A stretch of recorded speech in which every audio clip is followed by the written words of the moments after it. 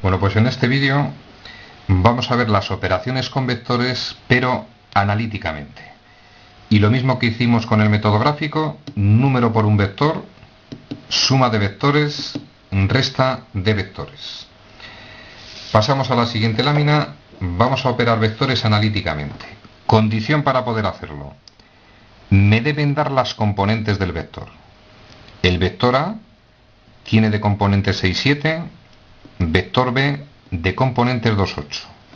Supongamos que nos mandan multiplicar 3 por el vector A. Y repito, analíticamente, extraordinariamente sencillo.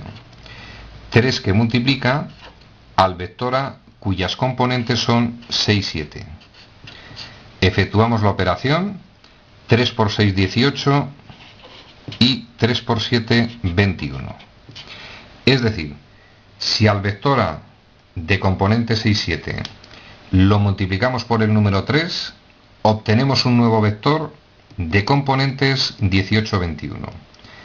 Suma de vectores, conocida las componentes. Vamos a suponer que me mandan sumar vector A más el vector B. Extraordinariamente sencillo. Componentes de A, 6, 7. Más componentes del vector B, 2, 8. Para sumar componentes, sentido común.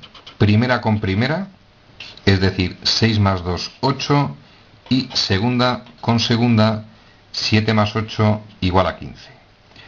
Si alguien lo quiere comprobar gráficamente, representáis en un eje de coordenadas esos vectores con esas componentes. Por la ley del paralelogramo lo sumáis.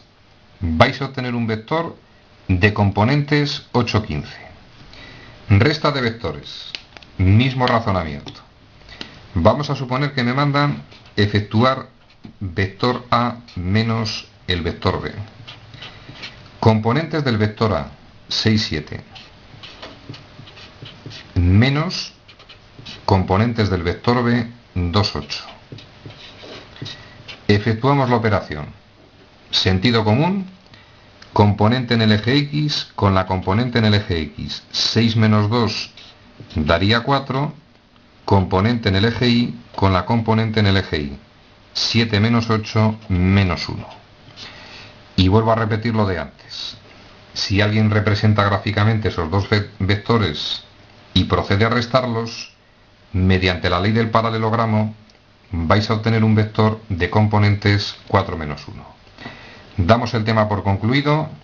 Parte muy importante: haremos ejercicios de operaciones con vectores.